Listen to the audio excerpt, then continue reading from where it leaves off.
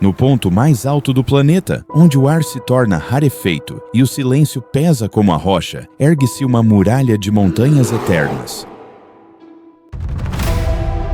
O Himalaia, forjado pelo choque de continentes, domina a Terra a partir do teto do mundo.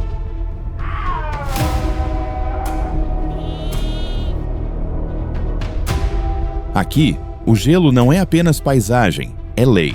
O vento esculpe os picos, a neve guarda a memória do tempo e cada amanhecer é uma prova de resistência diante da imensidão.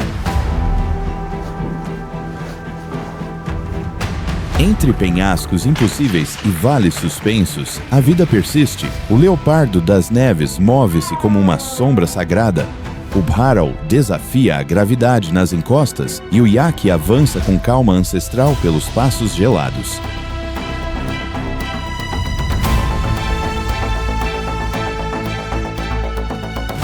Aqui não há excessos, não há erros.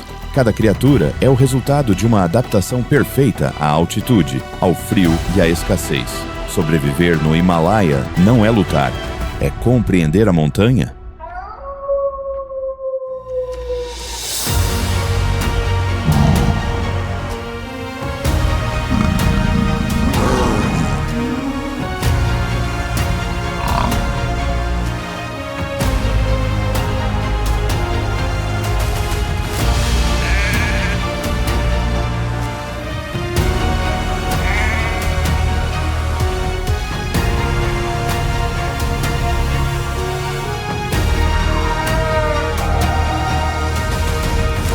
Bem-vindos ao Himalaia Selvagem, sobrevivência extrema nas montanhas mais frias da Terra. Antes de começar, não se esqueça de se inscrever no canal, ativar o sininho das notificações e nos contar de onde você está assistindo. Agora, vamos começar!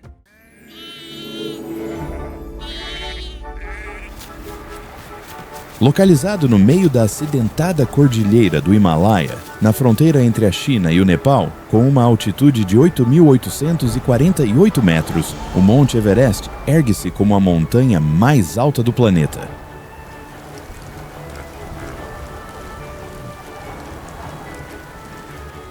Imerso num maciço geológico, onde também emergem picos como o Lhotse e o Nuptse, cada um com mais de 8.000 metros de altura, o Everest é mais do que uma montanha.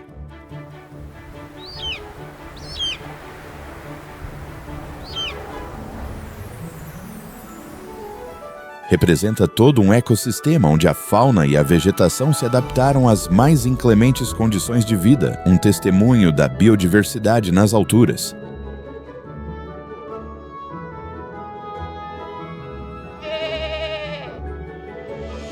Nas altitudes mais baixas, até aproximadamente uns 4.000 metros, densas florestas de coníferas cheias de pinheiros e abetos apoderam-se da vista. Nestes, a vegetação é muito mais abundante e mesmo durante os meses mais quentes, arbustos, ervas e até flores silvestres enchem de cores vivas estes estratos da montanha.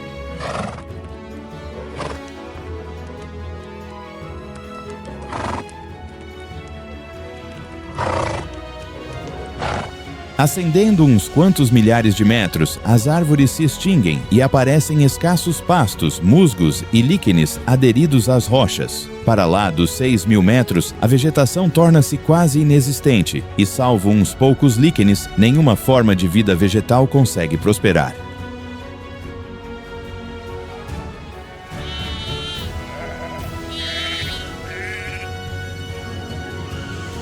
Tal como a vegetação, as temperaturas são um reflexo fidedigno da altitude do Everest. Enquanto nas terras baixas, o termóstato pode marcar inclusive temperaturas agradáveis que rondam os 25 graus Celsius no verão, sobre os 6.000 metros de altura, a norma é o frio extremo com um inverno eterno, onde as temperaturas se mantêm constantemente sob o ponto de congelação.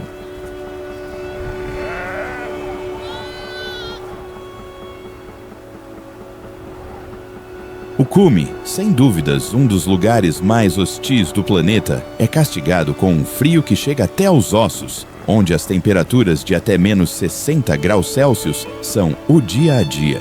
Aqui, os ventos de furacão de mais de 300 km por hora convertem este canto do mundo num inferno na Terra.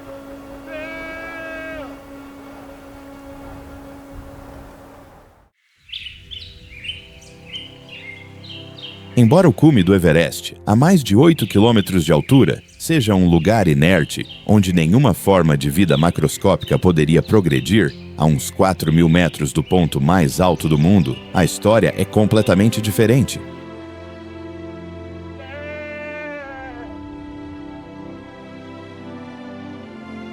Nestes estratos da montanha, contra todas as adversidades, a vida selvagem floresce no seu máximo esplendor, com cabras azuis a correr entre as rochas, cervos a devorar os escassos rebentos e marmotas a emergir das suas tocas.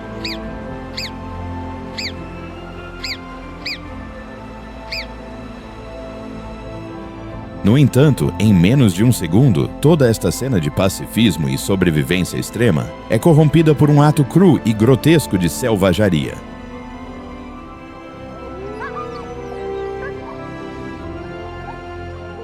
Olhar frio e um vento gélido a fustigar a sua densa pelagem.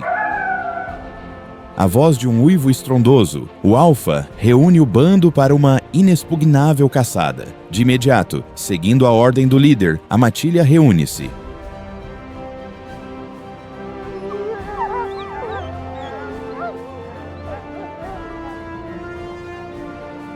Embora com um peso de até 45 quilos e uma poderosa mandíbula capaz de triturar ossos, para uma presa sobreviver a um lobo é toda uma proeza. Quando todo um formidável bando destes predadores sai ao espreito, é quase impossível poder escapar.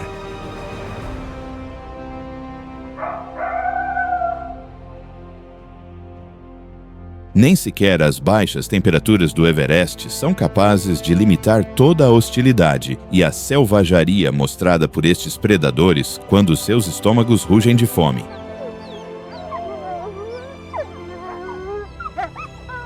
Com um aspecto robusto, os lobos dos Himalaias Canis lupus chanco estão perfeitamente adaptados a viver num ecossistema fustigado pelas temperaturas abaixo de zero. A sua pelagem densa e lanuda, com uma grossa camada interna, proporciona-lhes um invejável isolamento térmico com o qual conseguem manter-se quentes, mesmo nesses dias onde o frio aperta.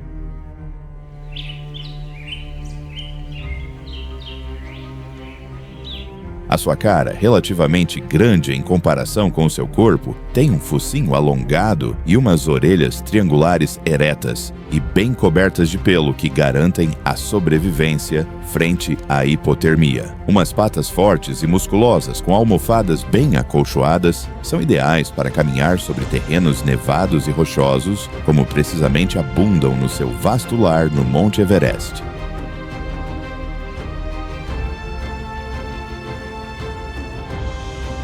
Seja através das florestas alpinas nas terras baixas ou sobre os terrenos escarpados das encostas da montanha, as matilhas governam à sua vontade a cadeia trófica, infligindo terror em espécies como carneiros azuis, tares dos Himalaias, cervos, picas e até os gloriosos iaques.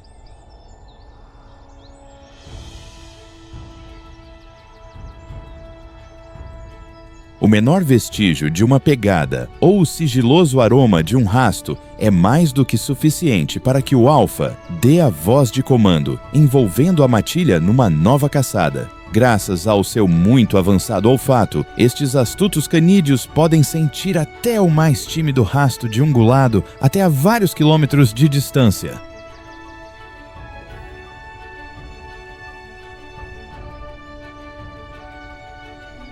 Uma prodigiosa vista e um ouvido invejável também fazem parte das suas habilidades natas para dar com as suas desfavorecidas presas. Com até 8 membros a fazer parte do grupo, só uma presa de grande tamanho poderá satisfazer o apetite destes ferozes caçadores.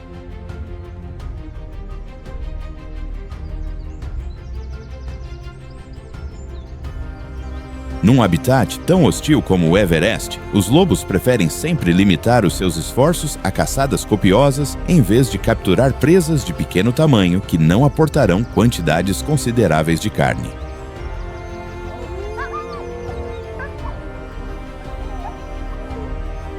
Já dilucidada a localização da sua presa, o bando marcha com passo firme em direção à sua futura vítima, seguindo o que parecem ser pegadas de um cervo.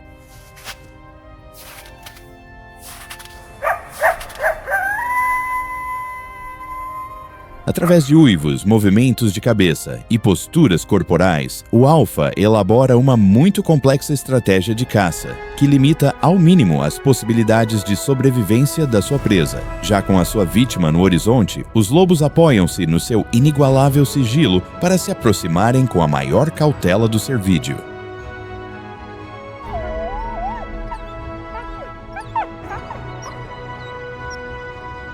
A sua pelagem, em tons de branco, castanho e cinzento, camufla os canídeos com uma eficiência inquietante, fazendo-os desaparecer entre a limitada vegetação e o ambiente pálido. Dado que falhar numa caçada poderia comprometer a sobrevivência da matilha, o alfa planeia até o mínimo movimento, assegurando terminar com a sua cruenta mordida na suculenta carne do cervo.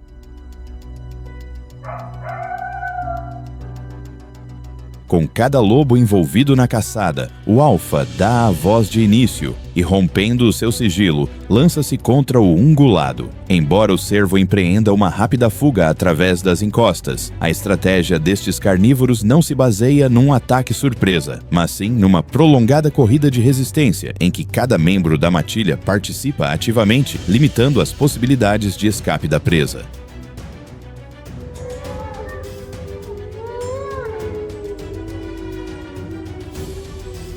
Os caninos espreitam com brio o ungulado, não fraquejando na sua decisão de lhe dar uma morte dolorosa. Depois de uma extenuante corrida, as pernas do cervídeo começam a falhar e cada passo torna-se um desafio.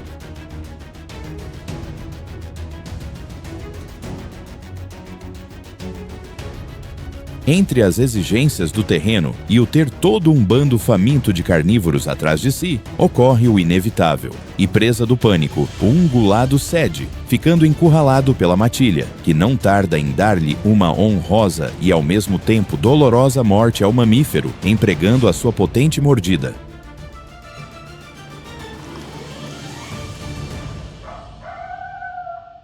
Depois de o bando ter caçado uma voluptuosa presa, os predadores dispõem-se a devorá-la. Claro está, apesar de nestas comezainas parecer reinar a anarquia, o certo é que estes canídeos se regem dia a dia por uma estrita ordem hierárquica, em que os alfas, entre outros privilégios, se alimentam primeiro.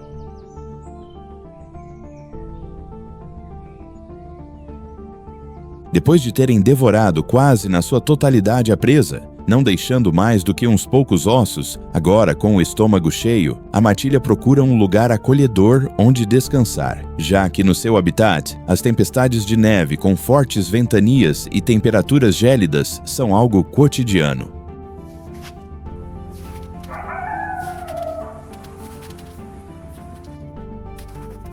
Quando não estão a perseguir uma desafortunada presa através de descomunais distâncias, os canídeos aproveitam para repousar e, sobretudo, resguardar-se da gélida intempérie. Cuevas, saliências rochosas e até rudimentares tocas são os sítios ideais para passar um mais do que merecido descanso.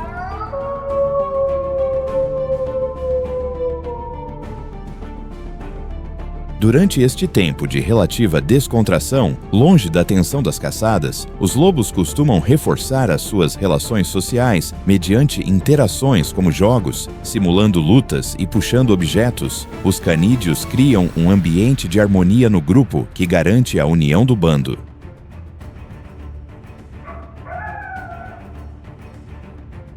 Quando um lobo precisamente tenta romper com a marcada hierarquia social, ascendendo de posto, os alfas não tardam em recordar ao canídeo rebelde o seu lugar, submetendo-o através de fortes uivos e elaboradas posturas corporais.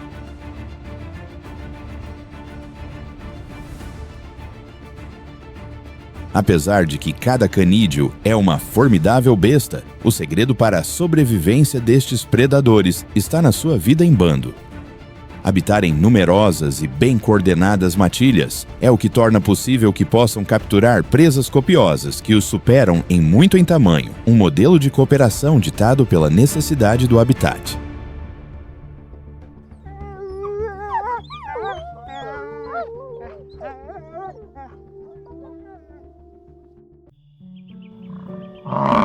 Uma destas é precisamente um gigantesco bovídeo de até 1 tonelada de peso, adaptado à vida a mais de 6.000 metros de altura. Para o descomunal IAC Bos Mutus, as altitudes não são mais do que um simples número, pois este robusto mamífero vê no seu isolado habitat o lugar perfeito para prosperar, um testamento da adaptação perfeita.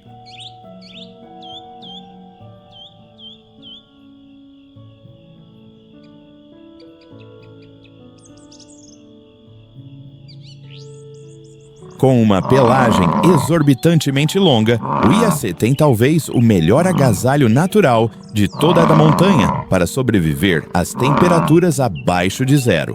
Uma pequena bossa sobre os ombros, bem como uns muito longos e curvados chifres de até 1 metro de comprimento, presentes tanto em fêmeas como em machos, fazem destes ungulados uma espécie inconfundível.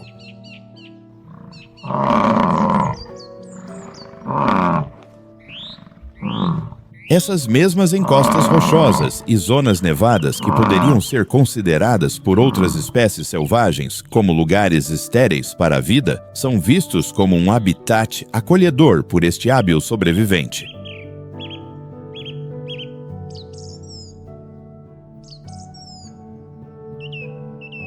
Graças à sua muito densa pelagem e a ter uma grossa camada de gordura corporal, o IAC é capaz de resistir a toda a hostilidade do inverno do Everest em carne própria. Sem importar que o termóstato desça até aos menos 40 graus Celsius e os ventos de furacão fustiguem com força o seu canto da montanha, este bovídeo nem sequer se imuta frente às adversas condições de vida.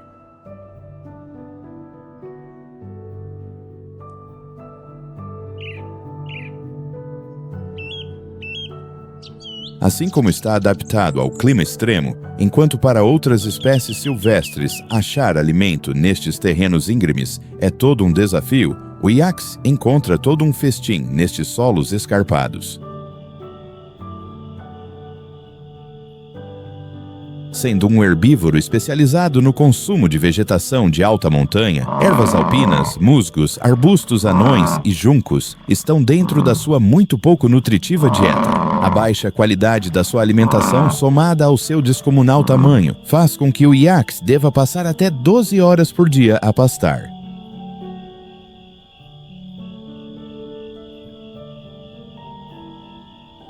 Caminhando lentamente através das vastas pradarias alpinas, este ungulado vasculha cuidadosamente o solo, atento perante o menor sinal de algo que sequer pareça comestível.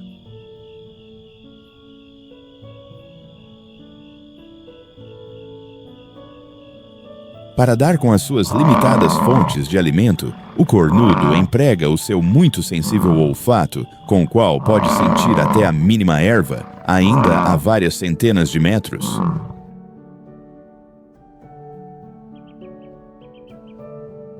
Mesmo quando o seu sustento se encontra debaixo de uma grossa camada de neve, o Iekshi não tem o menor reparo em utilizar as suas fortes patas e a sua grande cabeça para desenterrar o que para ele são uns requintados petiscos. Embora a dieta fibrosa baseada em ervas e rebentos deste gigante tenha um valor nutricional um tanto questionável, graças a um muito avançado sistema digestivo, é capaz de tirar o máximo proveito de cada bocado.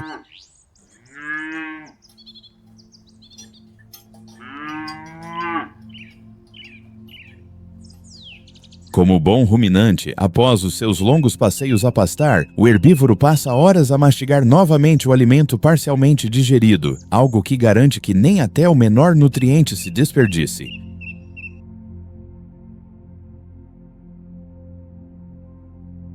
Apesar de que conseguem absorver pequenas quantidades de água da sua muito seca dieta, estes ungulados costumam procurar ativamente zonas úmidas, pequenos rios ou poças onde beber. Embora quando as gélidas temperaturas se apoderam do seu habitat, se resguarde do frio entre formações rochosas. Se surpreendentemente o termóstato acende numa amostra da sua adaptação, o IAC inclusive pode rebolar em fontes de água disponíveis para se manter fresco.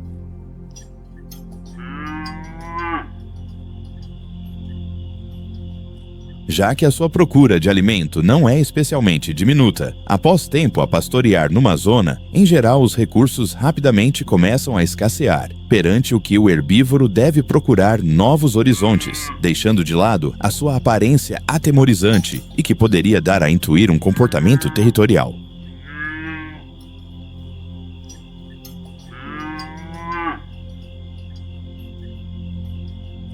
Tanto machos como fêmeas são altamente sociais, não tendo a menor objeção a relacionar-se com os seus congêneres. As fêmeas, juntamente com as suas crias, chegam inclusive a formar grandes bandos com até centenas de exemplares, o que se converte em todo um espetáculo ao ver tantos gigantes a apoderarem-se das alturas.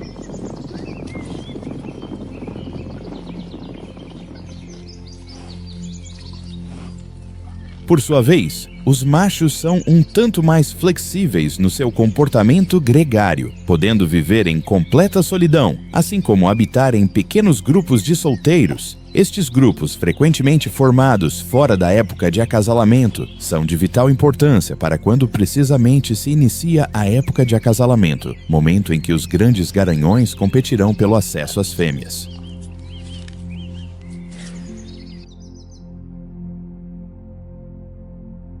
Nestes bandos, a testosterona quase que se pode cheirar até quilômetros com estes robustos bovinos a competir por quem se ergue como o dominante do grupo, no que é uma espécie de treino para a época de acasalamento. No estabelecimento da hierarquia, o tamanho e a força física são tudo.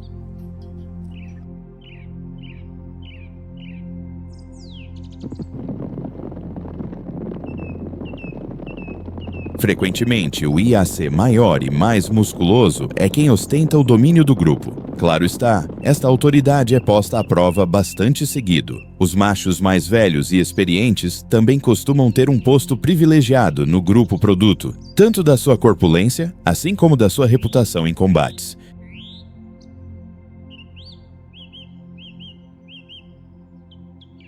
Claro está, com machos jovens sedentos de poder, nunca escasseiam os desafiadores com intenções de se apropriar da posição do dominante. Aqui, intensos combates ritualizados têm lugar nos duelos que, embora raramente terminem na morte de um dos yaks, envolvem fortes empurrões de cabeça, investidas com os chifres e demonstrações de força.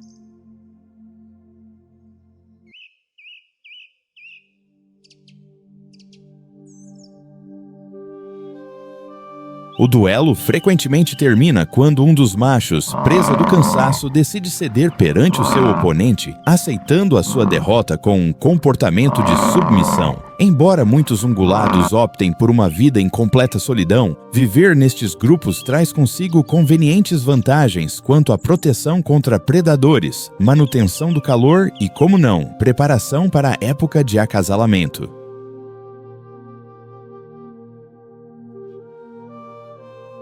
Enquanto o enorme Iace resiste às hostilidades da vida nas alturas do Everest, a diminuta pica dos Himalaias, Ochotona himalaiana, demonstra que não é necessário pesar 1 tonelada para fazer um lugar neste selvagem ecossistema. Com um peso de cerca de 150 gramas e medindo não mais de 20 centímetros, estes diminutos mamíferos são outra das incríveis formas de vida que se adaptam às desafiantes altitudes do Everest.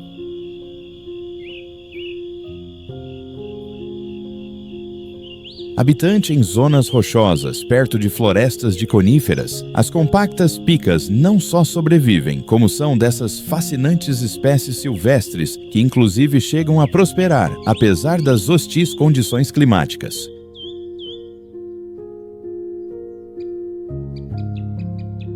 Tal como o gigante Iaque, Este lagomorfo também ostenta uma muito quente pelagem que lhe permite manter-se bem agasalhado, mesmo durante os dias em que o Everest mostra o seu lado mais hostil.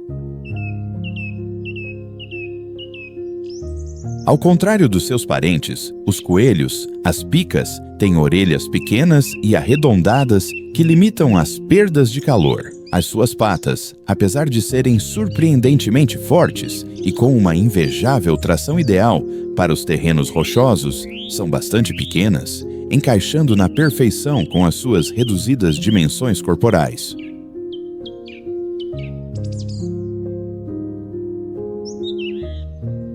Para complementar as suas adaptações ao frio extremo, esta hábil sobrevivente costuma habitar em cômodas tocas entre fendas nas rochas ou acolhedores túneis, onde consegue resguardar-se das temperaturas abaixo de zero. Frequentemente prefere viver em completa solidão, ou talvez com alguns congêneres nas proximidades, mas quase sempre optam por levar uma vida solitária e esquiva.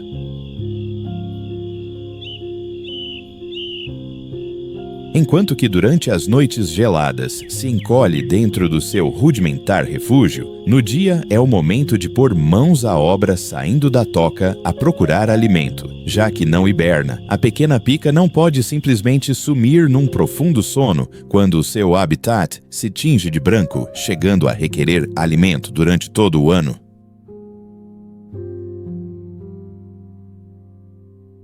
É por isto que quando chegam os dias relativamente quentes do verão, em que o termóstato pode inclusive alcançar os 20 graus a estas baixas altitudes, a astuta pica aproveita para armazenar alimento para o inverno.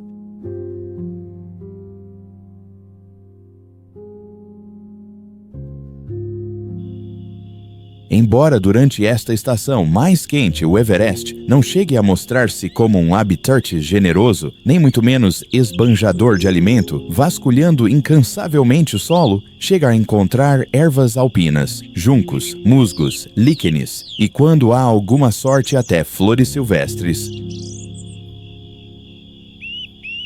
Cada pequeno pedaço de comida conta quando o mamífero conheceu em primeira pessoa as calamidades da austeridade invernal.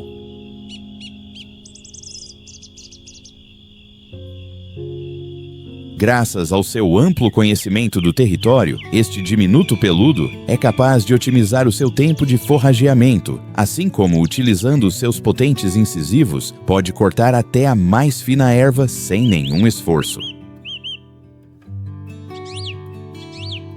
Somado à sua estratégia de armazenar alimento em montes de pasto chamados palheiros, a pica, claro, não pode evitar devorar vastas quantidades desses petiscos vegetais com os quais se vai deparando.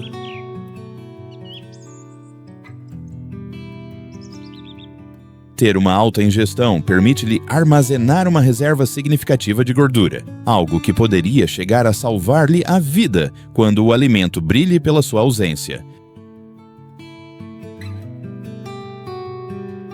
Além de aproveitar os dias mais quentes para procurar alimento, com um sol brilhante a reinar nas alturas, o mamífero não perde a oportunidade de tomar relaxantes banhos de sol, com os quais consegue aquecer-se uns quantos graus, algo para nada desprezível quando vives no gélido ecossistema do Everest.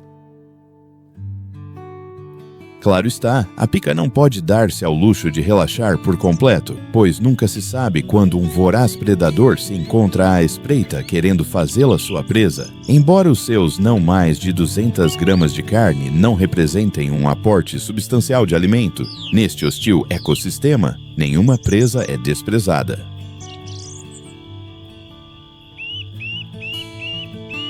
Águias reais, mochos, raposas vermelhas e até lobos veem na pequena pica uma suculenta presa com muito pouco esforço, pelo que não duvidarão em devorá-la se tiverem a oportunidade.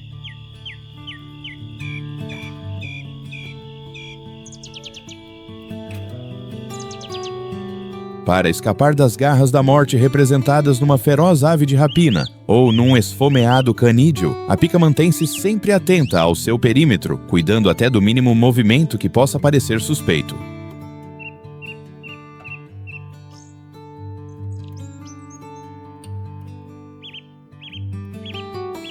A sua primeira linha de defesa para evitar terminar nas fauces de um carnívoro é a sua avançada camuflagem. Os tons cinzento acastanhado avermelhado da sua pelagem ajudam-na a ocultar-se na perfeição nos ambientes rochosos, conseguindo passar despercebidas quando há predadores famintos nas proximidades.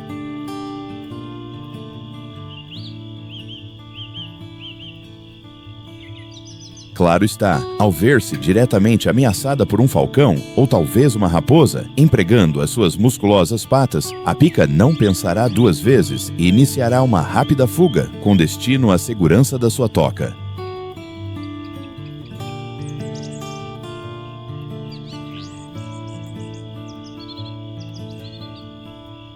Ao presumir de uma surpreendente agilidade nestes terrenos escarpados, é capaz de deixar para trás os seus perseguidores em apenas 1 segundo.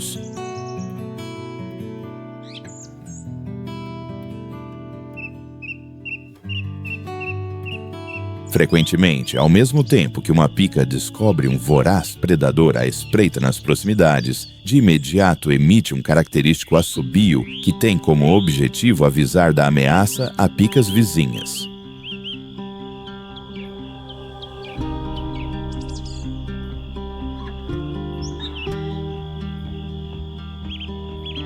Embora não sejam de todo sociais, as suas chamadas de alarme constituem um método muito eficaz de defesa coletiva. Ao alertar os seus congêneres de um iminente ataque, limitam-se às mortes na colônia, algo que aumenta as probabilidades de sobrevivência para todos os mamíferos.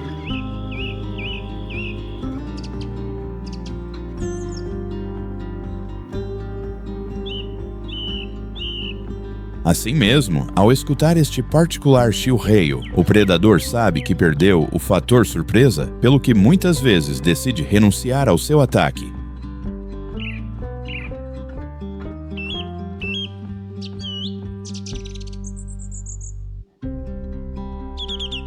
Os chilreios, em ocasiões, também podem ser empregados para a marcação do território, instando um congênere a que se vire e renuncie às suas intenções de incursionar em território alheio.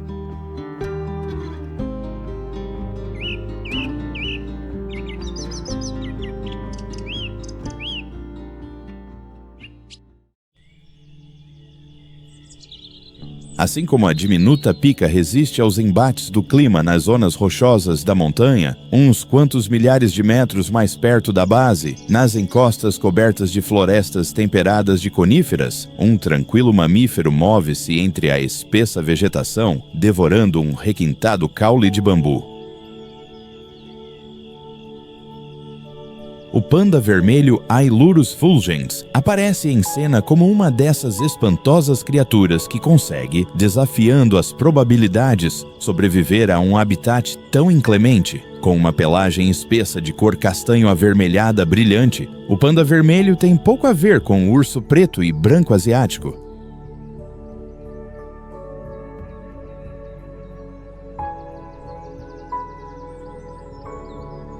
A sua cabeça arredondada com manchas brancas em redor dos olhos que contrastam com a sua coloração avermelhada dá-lhe um aspecto cativante. Uma cauda longa e espessa, com anéis alternados em tons avermelhados e castanho escuro, é uma das suas características mais chamativas.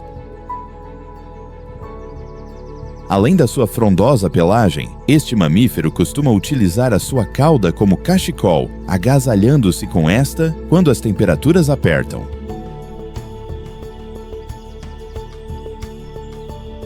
As encostas com abundantes florestas são ideais para o estilo de vida arbóreo do exótico panda vermelho. Graças às suas patas curtas e fortes, coroadas com afiadas garras semi-retráteis, este mamífero é um prodigioso trepador de árvores capaz de sulcar os ramos com uma invejável destreza.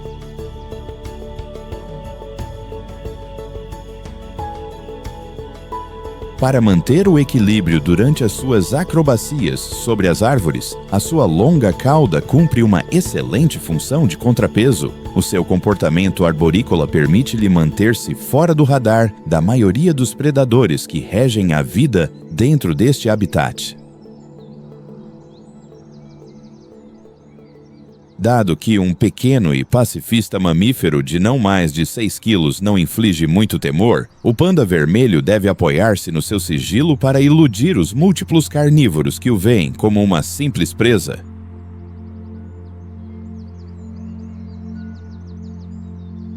Astutos predadores como o leopardo das neves, a pantera nebulosa ou até ferozes aves de rapina podem dar-se à tarefa de submeter este pacífico mamífero com as suas inexpugnáveis habilidades de caça.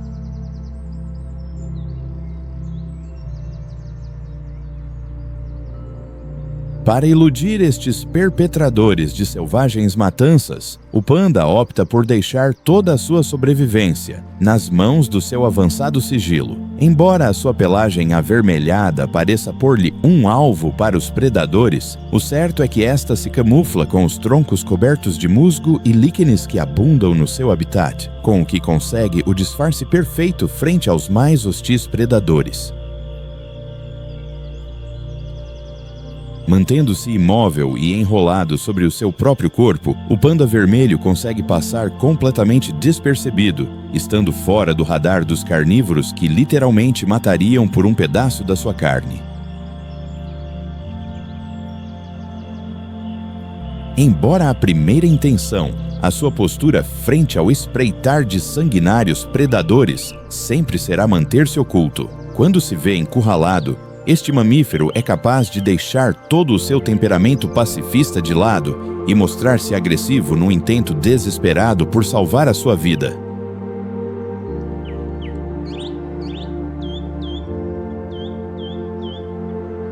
Quando um leopardo das neves, ou talvez uma águia real, ameaçam diretamente o panda, este arma-se de valor, adotando uma postura ameaçadora, erguendo-se sobre as suas patas traseiras para parecer maior e mais intimidante.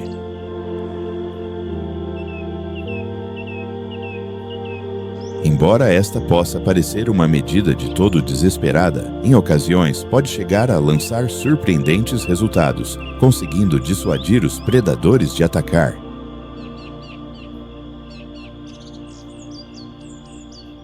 Depois de ter evitado converter-se em parte da dieta de carnívoros desalmados, o panda vermelho agora dispõe-se a saciar o seu próprio apetite. Apesar de ser classificado como um carnívoro e de facto ter um sistema digestivo perfeitamente adaptado ao consumo de carne, surpreendentemente, este mamífero opta por levar uma alimentação principalmente herbívora. Embora não esteja de todo relacionado com o panda, este mamífero tem um enraizado gosto pelos tenros rebentos de bambu, constituindo a maior parte da sua dieta.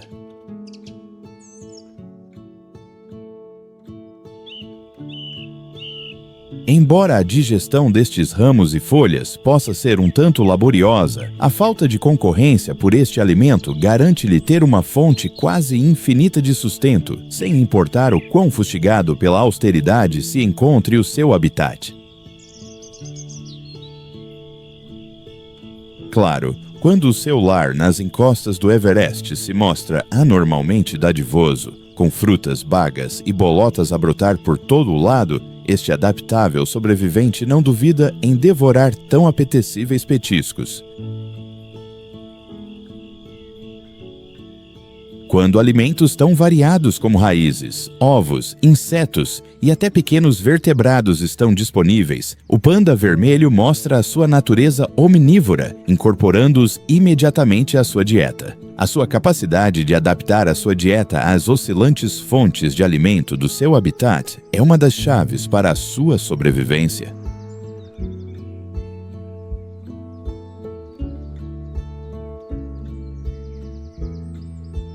Enquanto outras espécies com um apetite um tanto exigente se acham presas da fome ao não encontrar as suas limitadas opções alimentícias, o panda vermelho jamais diz que não nem sequer às fontes mais modestas de alimento.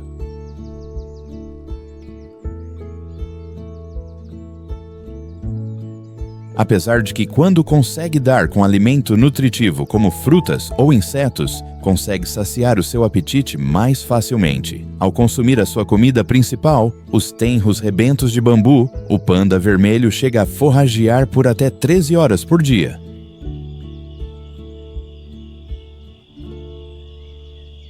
Durante esta maratônica busca de alimento, o autoproclamado herbívoro consome até uns 4 quilos de bambu, conseguindo só assim satisfazer as suas procuras nutricionais. Os seus lentos e metódicos movimentos ao momento de procurar alimento são compensados com um muito sensível olfato, que funciona como uma espécie de radar natural para dar com esses requintados rebentos. Vasculhando cuidadosamente o subbosque e deslocando-se de um ramo para outro, inevitavelmente o mamífero colhe os frutos da sua paciência, devorando o que para ele são suculentos aperitivos.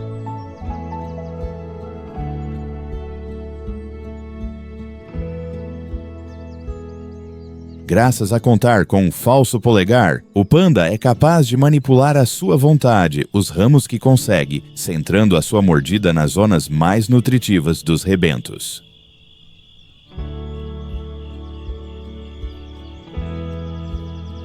Quando não se encontra submerso numa incessante busca de alimento, é provável que esteja encolhido sobre um cômodo ramo enrolado na sua cauda para conservar o seu calor corporal. Esta espantosa criatura chega a dormir cerca de umas 10 horas por dia, dando o valor que merece a um profundo descanso.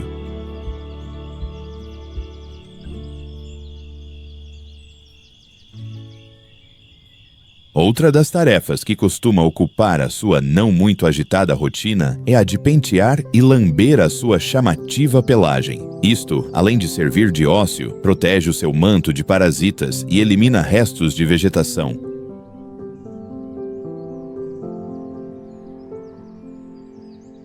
Tal como a diminuta pica, este mamífero não tolera de todo que um dos seus companheiros de espécie invada suas terras, pelo que, para evitar incômodas incursões, dedica uma parte importante do seu dia à marcação do território, deixando o seu odor através das suas glândulas anais, urina, fezes e até arranhando o seu corpo com a casca das árvores.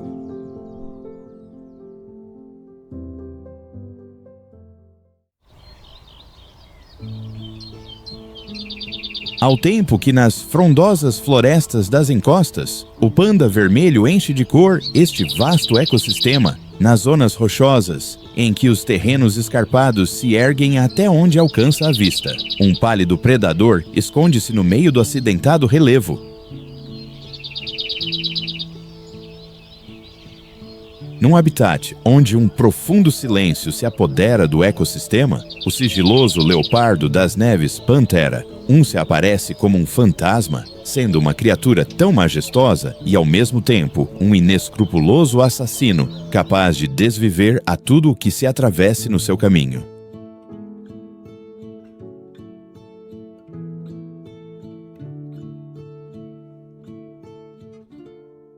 Com uma pelagem densa e suave em tons de cinzento fumo pálido até um creme amarelado com rosetas escuras, este felino, além de poder resistir sem sequer se imutar às baixas temperaturas, consegue desaparecer à vista desarmada em meio ao seu entorno rochoso e nevado. A sua cabeça, com focinho e orelhas relativamente pequenas, minimizam as perdas de calor. Nesta destacam os seus grandes olhos tingidos de verde pálido, com um olhar penetrante que deixam ver a morte mesma. Enquanto outras espécies selvagens jamais poderiam dar sequer um par de passos sobre este acidentado terreno, o fantasma da montanha é capaz de se deslocar com uma inquietante destreza, empregando as suas robustas patas com grandes almofadas. Tal como o colorido panda vermelho, este félido emprega uma longa cauda de até 1 metro de comprimento como contrapeso ao momento de caminhar sobre os instáveis terrenos, assim como esta, em ocasiões, também serve como um quente cachecol. Dada a escassez de presas que costuma fustigar o seu isolado habitat, este imponente caçador costuma dominar vastos territórios de até dezenas de quilômetros quadrados, onde impõe a sua vontade como predador ápice.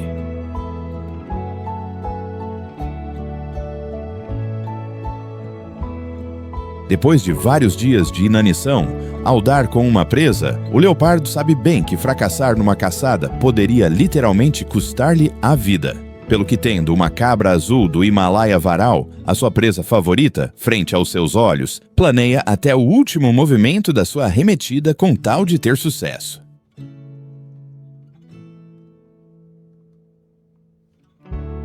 Observando de um penhasco rochoso próximo, o predador vigia até o mínimo movimento da que espera se converta na sua vítima.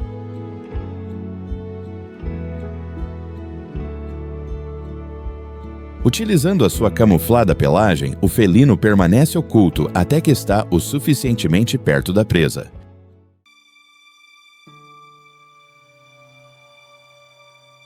Depois de ter espreitado das sombras o ungulado por vários minutos e até horas, o impiedoso caçador vê a sua oportunidade e, de um salto de até 15 metros de comprimento, cai sobre a indefesa presa, que até há só um segundo se encontrava placidamente forrageando entre as rochas.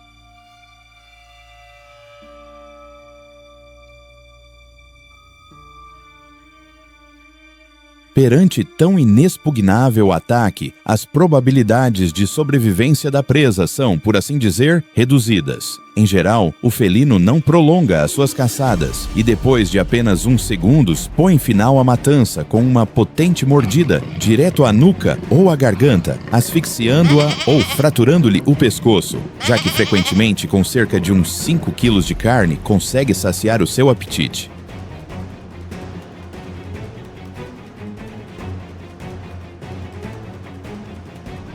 Ao dar com copiosas presas, o félido costuma armazenar as sobras em algum lugar seguro, como uma saliência entre as rochas ou uma fenda. Nestas despensas improvisadas, o félido consegue proteger a sua caçada de possíveis carniceiros que quisessem apoderar-se de uma substanciosa presa com o menor esforço.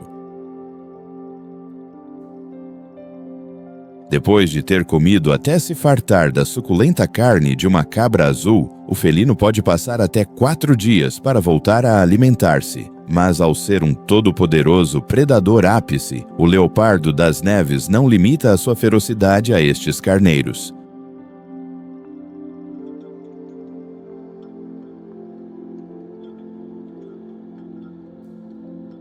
Uma ampla variedade de ungulados como íbices, tar do Himalaia e cervos almiscarados também podem cair na mira deste hábil caçador. Assim mesmo, presas de menor tamanho como marmotas, picas, lebres e até alguns roedores podem complementar uma dieta estritamente carnívora. Apesar de que o seu hábito de armazenar carcaça lhe permite tirar o maior partido das suas caçadas, em ocasiões também lhe pode trazer alguns encontros de todo desagradáveis. O fresco cheiro à carne pode viajar até vários quilômetros no gélido ar, chegando ao muito sensível olfato dos lobos dos Himalaias.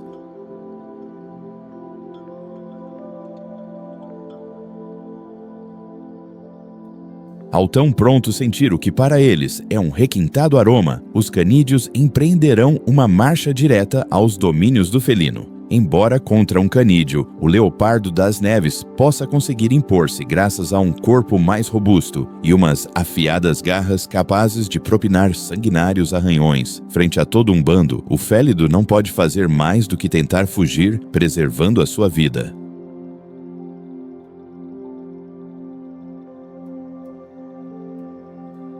Os lobos, apoiando-se na sua irremontável superioridade numérica, podem encurralar rapidamente o leopardo. A insuperável agilidade do félido permite-lhe escapar ileso entre o terreno escarpado, vendo ao longe como os lobos ficam com o fruto da sua caçada.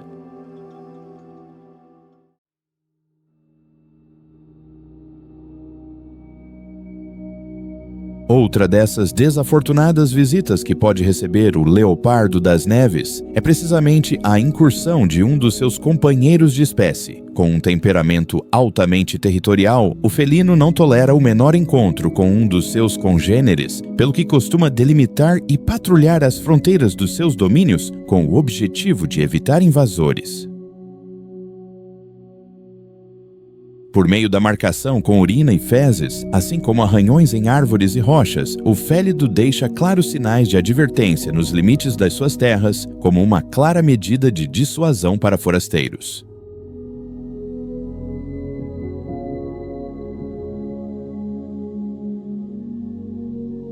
Claro, embora em extremo intimidantes, estes sinais de perigo nem sempre são acatados pelos invasores, que, decididos a aumentar o seu território, estão dispostos a bater-se num sanguinário duelo, onde as suas potentes mordidas e afiadas garras serão usadas como armas para infligir a maior dor.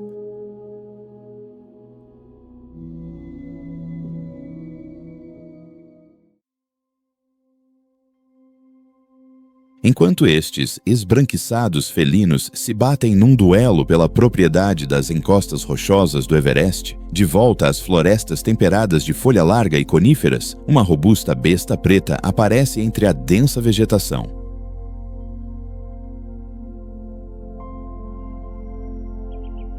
O urso preto do Himalaia, Ursus tibetanos, uma enorme criatura de até 200 quilos, é outra dessas espécies que faz do hostil ecossistema do Everest o seu acolhedor lar. Embora muito longe do cume, estabelecendo-se a não mais de 4.000 metros, a mera existência deste mamífero a tais altitudes é todo um desafio à natureza.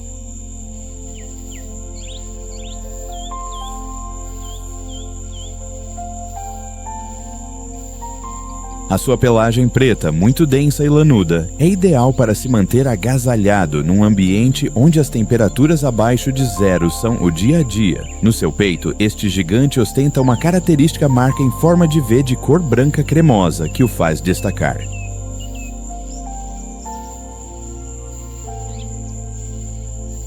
As suas orelhas arredondadas e anormalmente grandes sobressaem da sua cabeça, assim como um focinho de cor clara contrasta com os tons escuros como a noite no resto da sua robusta corpulência.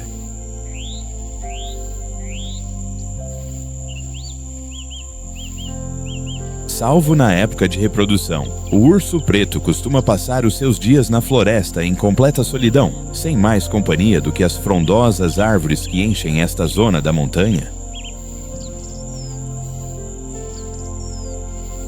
Falando de árvores, este mamífero mostra comportamentos tanto terrestres como arbóreos, não duvidando em trepar a estas quando a situação o merecer, seja para descansar ou escapar de predadores.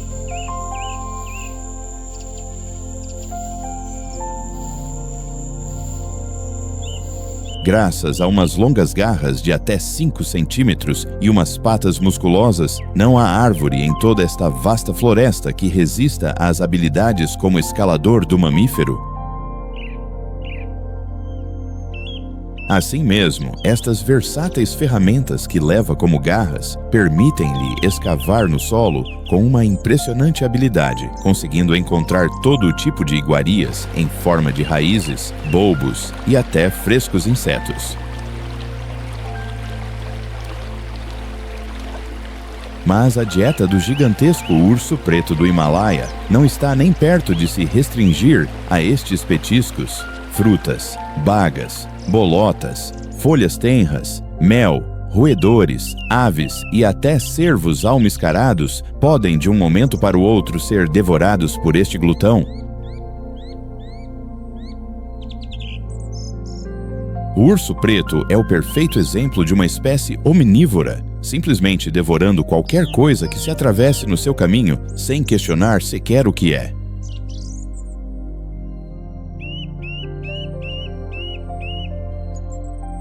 Graças a ser capaz de se deslocar com uma agilidade invejável, tanto no solo como através das árvores, este astuto sobrevivente pode vasculhar cada centímetro da floresta em busca de vegetação.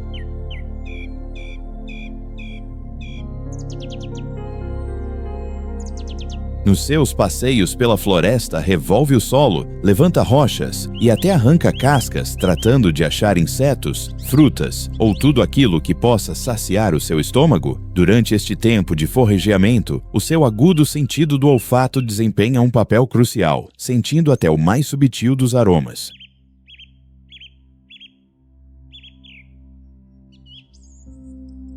Nos seus acrobáticos passeios sobre as árvores, o urso procura ativamente frutas, nozes e até, por que não, saqueia ninhos de aves ou suculentas colmeias de abelhas, devorando ao instante tanto os nutritivos insetos como o seu fresco mel.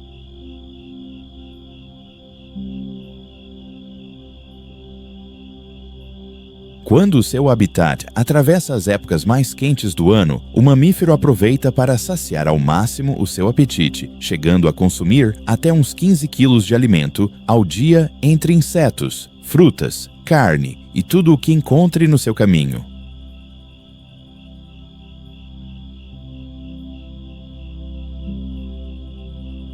Contrário à pequena pica que resiste a hibernar, mesmo quando as temperaturas fustigam com toda a sua força este ecossistema, o urso preto escolhe sumir num profundo sono antes que ter de viver em carne própria a austeridade invernal.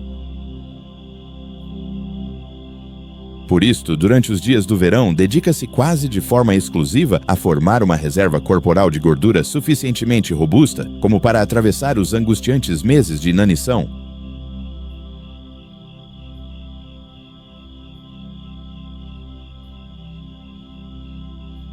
Com o calendário a avançar cada vez mais rápido e os dias invernais à porta da esquina, o urso intensifica a sua busca de alimento, explorando novas áreas de forrageamento e alternando esta tarefa vital para a sua sobrevivência com merecidos descansos, dormindo entre espessos matagais, no solo ou inclusive dentro de acolhedores buracos nas árvores.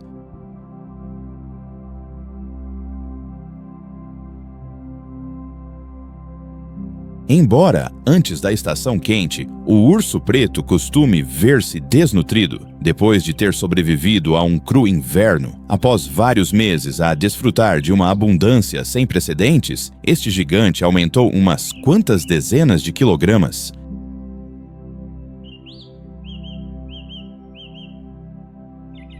Esta gigantesca corpulência, além de servir para armazenar ingentes quantidades de gordura que consumirá ao longo do gélido inverno, é um método dissuasor contra os impiedosos predadores que poderiam, num delírio de grandeza, querer estripar o colossal urso preto.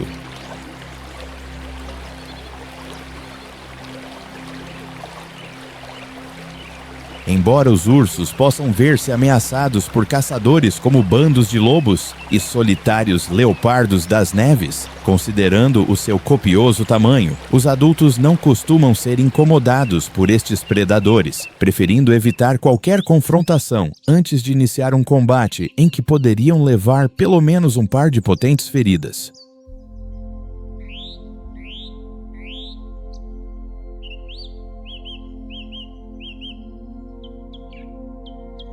Com o inverno pouco a pouco a apoderar-se do que em algum momento foi um acolhedor lar, o mamífero ocupa-se de preparar a sua toca para suportar os embates de uma longa estação abaixo de zero. Aqui as suas boas destrezas como escavador servem mais do que só para achar alimento, sendo capaz de dar forma a acolhedores refúgios que lhe darão cobertura perante as baixas temperaturas e as impiedosas ventanias.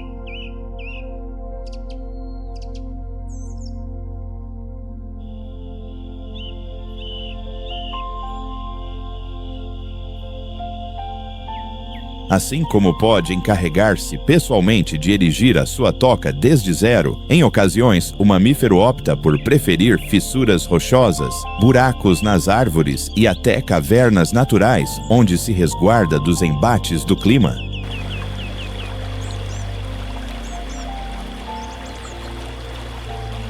Já que passará até vários meses submerso num sono reparador, o urso cuida de que o seu lugar de descanso seja o suficientemente cômodo, acondicionando-o com pequenos ramos, folhas secas e até fetos para fazer uma espécie de cama.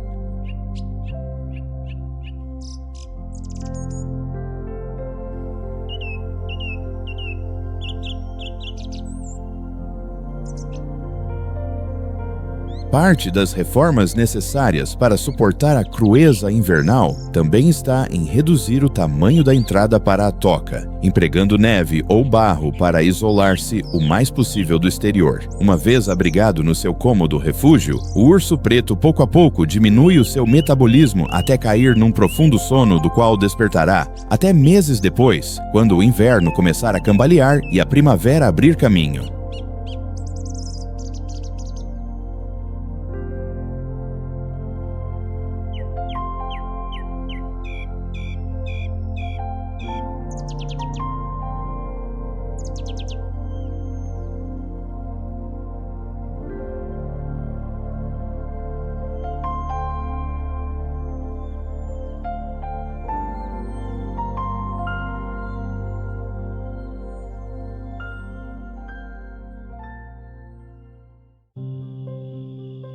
Ao tempo que o urso preto do Himalaia se adentra numa profunda hibernação, nos limites da frondosa floresta alpina com as encostas rochosas, um chamativo cervídeo procura desesperadamente sequer o menor vestígio de alimento.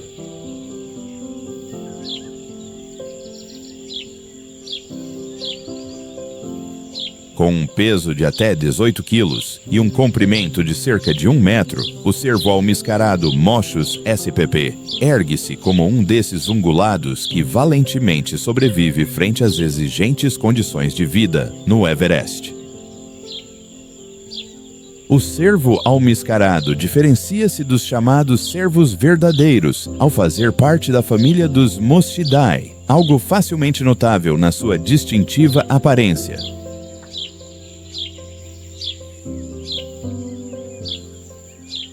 Uma densa e áspera pelagem cor castanha, frequentemente com manchas mais claras no pescoço e garganta, proporciona-lhe uma excelente camuflagem dentro do seu entorno rochoso, assim como quando sulca as densas florestas.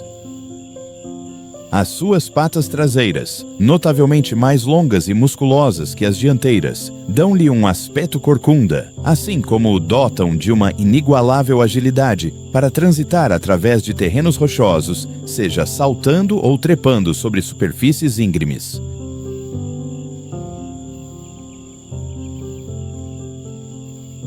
Contrário aos cervos verdadeiros, esta singular espécie carece das características hastes, tendo em seu lugar 2 longos caninos superiores que sobressaem da sua boca, chegando a medir até 10 centímetros.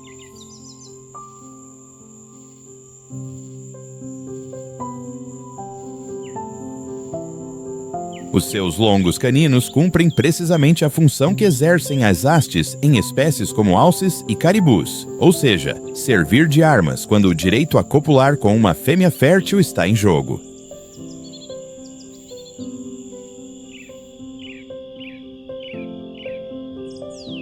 Embora esteja adaptado a uma vida esquiva, caminhando sigilosamente entre a floresta, evitando a todo custo o contato, tanto com os seus congêneres como com outras espécies selvagens, quando chega a época de reprodução, os machos mostram-se ansiosos de receber nos seus domínios essas fêmeas receptivas, com o fim de copular como se não houvesse amanhã.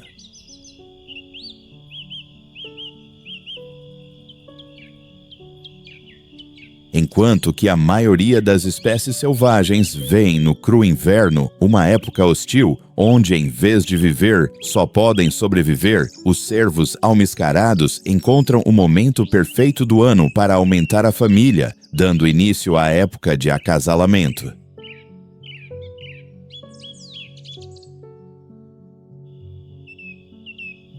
Já que os territórios dos cervos machos costumam sobrepor-se com os habitats de várias fêmeas, a chave para garantir o acesso à cópula é resguardar os domínios perante machos invasores, assim como incursionar em terras alheias onde se achem cervas receptivas.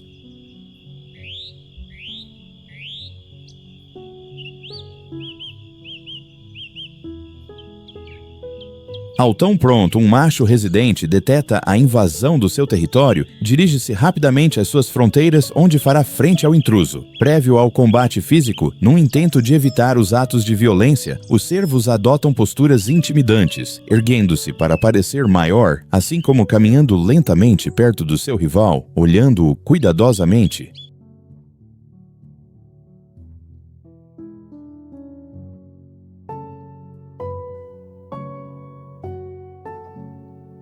Estas posturas corporais podem ser acompanhadas de elaboradas vocalizações, como assobios e gemidos. Durante uma mesma época de reprodução, um território pode ser disputado em múltiplas ocasiões, perante o que o macho residente deverá lutar encarniçadamente se desejar conservar as fêmeas dentro dos seus domínios.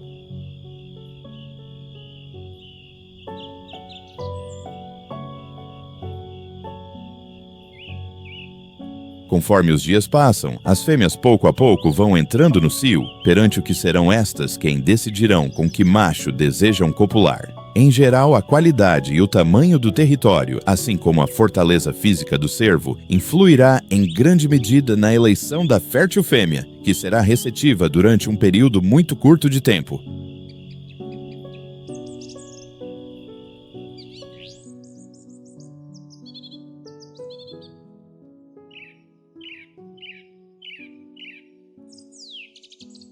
Depois de apenas uns poucos minutos, o coito consuma-se e a fêmea fertilizada vai-se por onde veio, enquanto que o macho se mantém no seu território à espera de novas cervas receptivas com quem copular.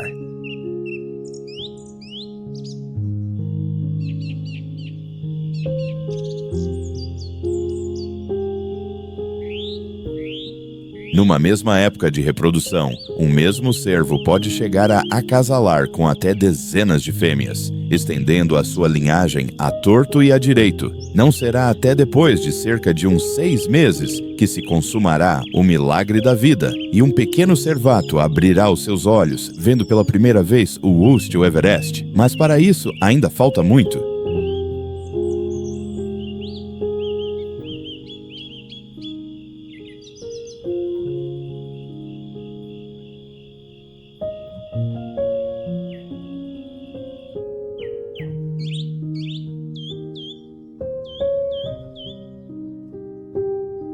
E depois de uma exaustiva época de acasalamento, em que centrou todos os seus esforços na concorrência pelas fêmeas, o cervo almiscarado dispõe-se a saciar o seu pouco exigente apetite, devorando principalmente ervas, musgos e líquenes durante esses dias, onde o alimento não é especialmente abundante, enquanto que, ao chegar à época de esbanjamento, prefere ingerir frescas flores e outras plantas macias.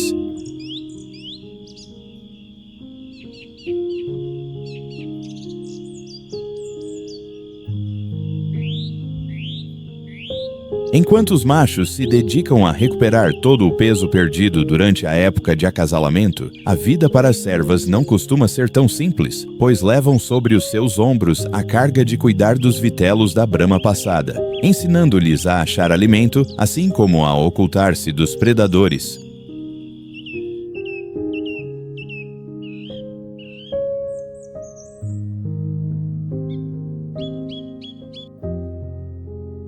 E precisamente falando dos vorazes caçadores destes ungulados, entre a espessa vegetação das florestas alpinas, avista-se a difusa sombra de um diminuto, mas ao mesmo tempo muito astuto carnívoro.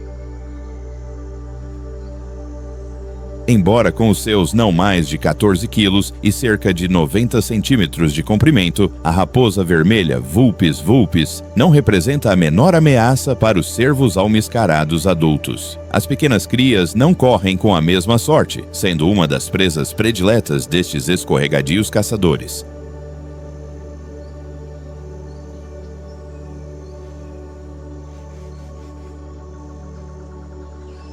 Apesar de que a sua densa e espessa pelagem avermelhada alaranjada pareça revelar a sua posição, o certo é que esta lhe proporciona uma avançada camuflagem perfeita para se ocultar antes das suas ferozes arremetidas contra pequenos mamíferos, roedores, aves e, claro, crias de ungulados. Embora com as suas avançadas habilidades como caçador, a raposa vermelha pareça o protótipo perfeito de um inegociável carnívoro. De facto, este astuto predador não se limita a uma dieta baseada em carne, adotando hábitos omnívoros, sendo capaz de devorar suculentos insetos, frutas, bagas, raízes, rebentos e, claro, não tendo a menor objeção a aproveitar-se de uma copiosa carcaça, tornando-se carniceiro.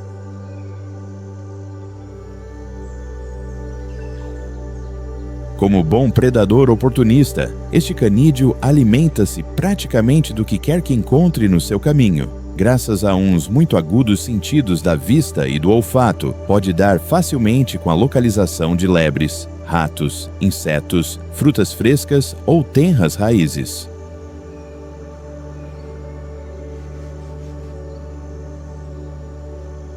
Dado que o grosso da sua dieta se conforma de pequenos roedores, a raposa vermelha é toda uma especialista na sua caçada. Espreitando com grande cautela entre a densa vegetação, o canídeo utiliza a cobertura do terreno para garantir o fator surpresa no seu ataque. Com um desprevenido roedor na sua mira, a raposa eleva-se no ar e cai com as patas dianteiras sobre a sua presa, numa técnica conhecida como salto de rato, na qual apanha as suas indefesas presas com as suas patas ou a sua afinada mordida, seja que esteja entre a erva ou sob uma grossa camada de neve. Para esses roedores que cometem o erro de emitir o mais silencioso chilreio quando a raposa vermelha se encontra à espreita, nem sequer a sua toca subterrânea representa um refúgio inexpugnável frente às destrezas como caçador deste canídeo. Nem sequer presas em extremo ágeis, como lebres, são capazes de escapar da letal mordida deste predador, pois ao ser capaz de correr a altas velocidades em rajadas curtas, a raposa não deixará que uma presa tão apetecível lhe escape.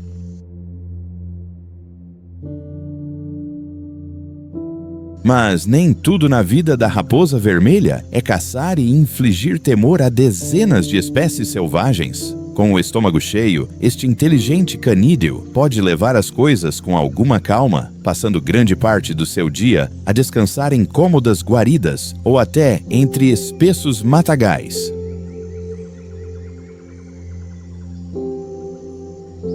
Tal como o leopardo das neves, este mamífero também emprega a sua frondosa cauda como cachecol, encolhendo-se nela durante os seus plácidos descansos e ganhando uns quantos graus adicionais de calor corporal.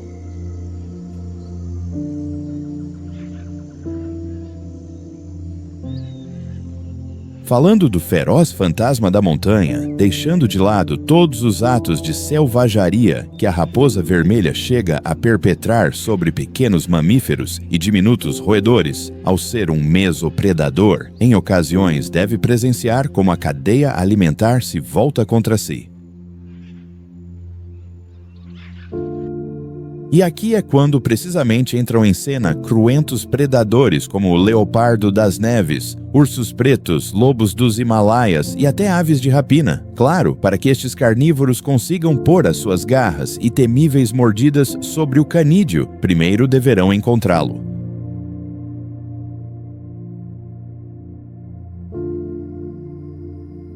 O seu comportamento altamente sigiloso é uma das suas medidas de sobrevivência para evitar cair em desgraça na mira de um dos regentes da cadeia alimentar do Everest. Movendo-se com extrema cautela entre a vegetação, a raposa passa completamente despercebida, não dando sequer o menor sinal da sua presença.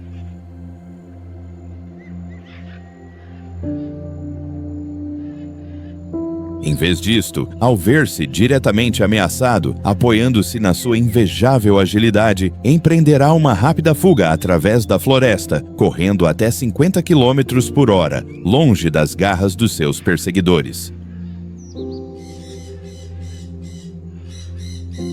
Frequentemente, o seu destino, depois destas fugazes retiradas, é uma cômoda toca, onde se refugia tanto das hostilidades climáticas da intempérie, como dos estragos provocados pelos predadores ao vê-lo como uma presa.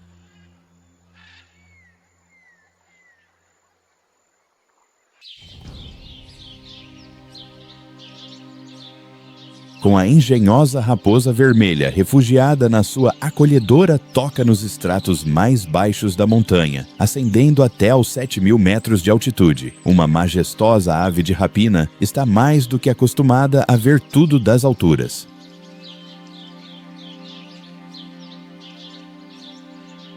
Com uma envergadura de mais de 3 metros e chegando a pesar até 8 quilos, o abutre barbudo Dipaetus barbatus converte-se num verdadeiro gigante ao lado da montanha. Habitante em desolados penhascos escarpados nas mais extremas alturas, esta ave de rapina é provavelmente uma das espécies selvagens que vive a maiores altitudes em todo o planeta.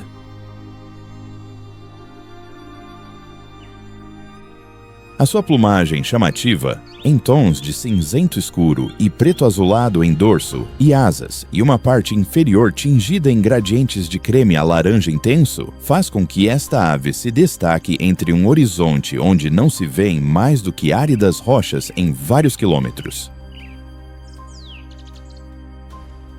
Embora a plumagem nas zonas do seu tronco seja realmente clara, o seu peculiar hábito de tomar banhos de minerais em poças de óxido de ferro dá-lhe esta chamativa coloração laranja. Na sua cabeça, uma máscara preta em redor dos olhos rouba todos os olhares. Esta estende-se para baixo, formando um característico bigode de penas rígidas, que lhe dá uma aparência barbuda.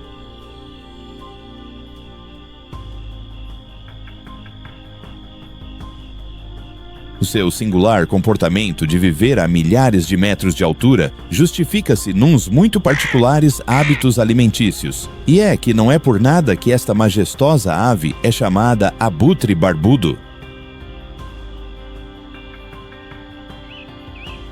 Voando de imponentes alturas, este ás dos céus, com a ajuda de uma muito aguda vista, examina cuidadosamente o solo em busca de alguns restos de um cadáver, vítima da agitada vida selvagem do Everest.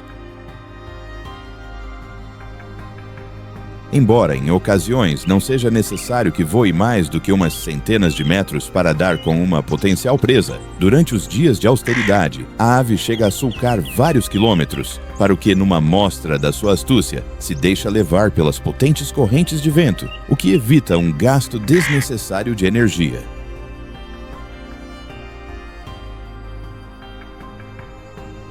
Ao dar com a localização de uma carcaça, o abutre barbudo lança-se imediatamente sobre o que para ele é todo um festim. Ao aterrar, depara-se com que, do que no seu momento foi todo um gigantesco ungulado, agora só restam uns poucos ossos a meio comer, precisamente tudo o que precisa para saciar o seu apetite. A ave, sem pensar duas vezes, toma um dos ossos com o seu bico, ou garras, e empreende voo novamente às alturas, onde está a ponto de demonstrar todo o seu engenho.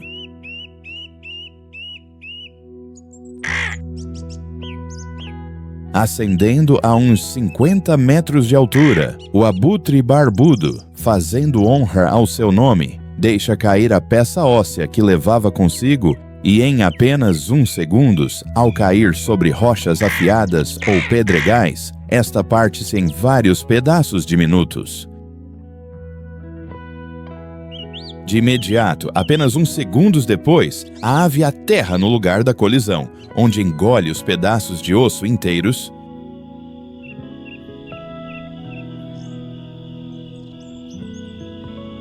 graças a um sistema digestivo especializado encabeçado por um estômago em extremo ácido, esta ave é capaz de digerir ossos com uma impactante facilidade. Apesar de que os ossos representam até 90% da sua ingestão, ao engoli-los, de facto, o abutre barbudo fala com a mera intenção de consumir o nutritivo tutano no seu interior, juntamente com os ossos e a medula.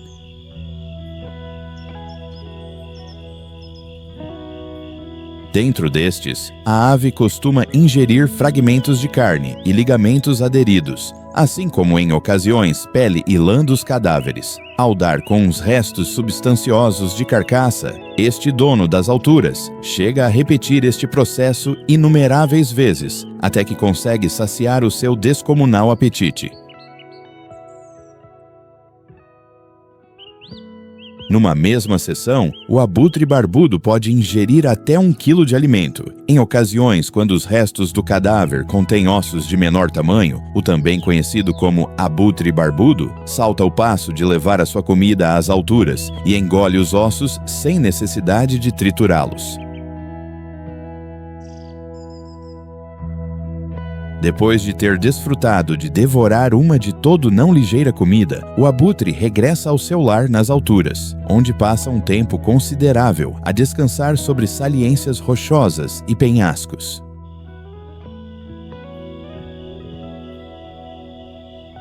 Já que as suas habilidades de voo são cruciais para a sua alimentação, este bico fino dedica grande parte do seu dia a cuidar da sua plumagem, penteando-o lentamente e retirando qualquer resto de vegetação ou carcaça dele para mantê-lo em ótimas condições para o voo.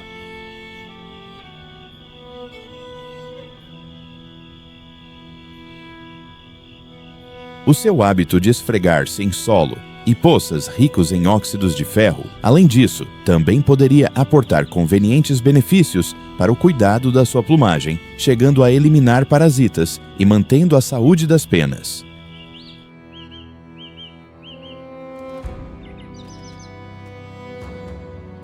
A coloração alaranjada avermelhada que adquirem as suas penas também desempenha um importante papel na vida social destas aves. E é que no complexo mundo dos abutres barbudos, tons mais vibrantes nas suas penas significa uma maior vitalidade e força.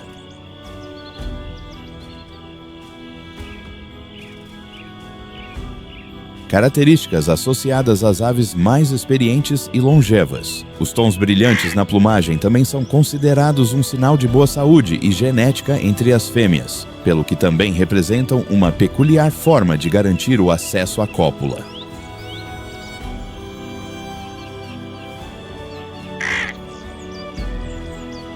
Apesar de que, ao habitar a milhares de metros sobre as alturas, os abutres barbudos presumem de carecer de predadores naturais, infelizmente a maior ameaça à sobrevivência destes abutres não é outra que a influência humana nos seus muito isolados ecossistemas.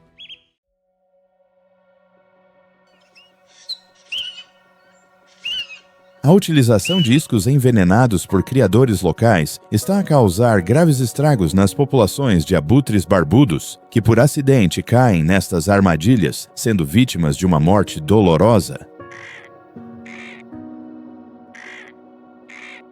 A utilização por parte de algumas culturas locais das partes corporais destas aves de rapina é outra dessas práticas que contribuem com a decadência das suas populações. O panda vermelho é outro desses habitantes selvagens das encostas do Everest que se encontra cruelmente ameaçado produto da interferência humana no que anteriormente era um ecossistema completamente virgem.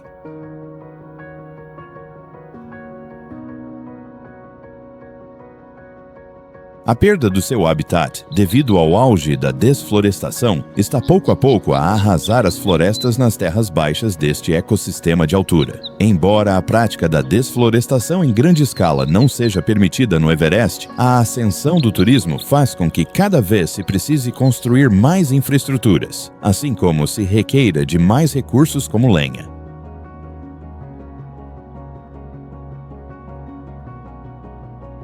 Nem sequer o todo-poderoso leopardo das neves escapa das repercussões das atividades humanas no seu inóspito habitat. Este glorioso felino, atualmente classificado como espécie vulnerável, vê-se gravemente ameaçado por perigos como o auge da caça furtiva.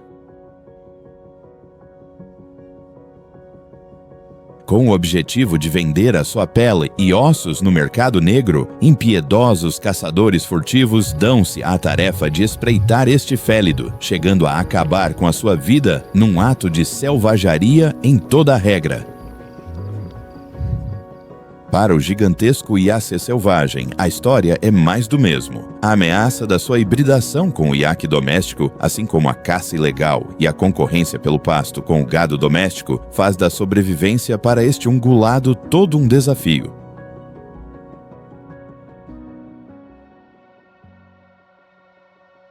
Nem sequer os indomáveis bandos de lobos estão isentos de ver comprometidas as suas possibilidades de sobrevivência perante um panorama muito pouco animador. Produto da caça furtiva, assim como de frequentes conflitos com os criadores, estes canídeos, hoje em dia, encontram-se com um futuro cheio de incerteza e uma reduzida população de não mais de 400 exemplares, o que situa a espécie num perigo crítico de extinção.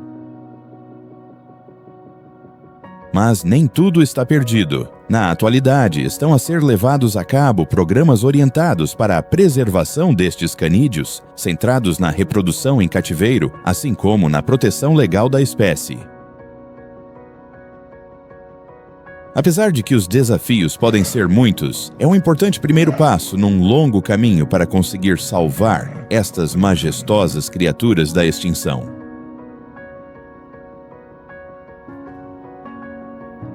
Desde os descomunais iaques, passando pelo solitário leopardo das neves, até as diminutas picas, hoje em dia, as espécies selvagens do Everest enfrentam numerosos desafios originados da nossa incursão no seu isolado ecossistema, pelo que é a nossa completa responsabilidade impulsionar medidas que preservem a inestimável vida selvagem do teto do mundo.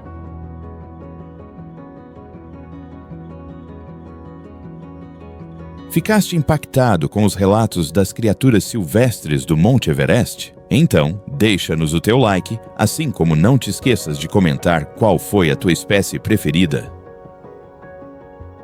Recorda que para te manteres a par dos nossos seguintes lançamentos, podes subscrever, assim como clicar no sino de notificações. Se queres que os teus amigos também conheçam sobre as maravilhas naturais que a montanha mais alta do mundo esconde nos seus picos e encostas, podes partilhar este vídeo nas tuas redes sociais. Sem mais, vemo-nos na próxima com mais relatos de gélidos invernos, sigilosos felinos e, claro, histórias de vidas selvagens.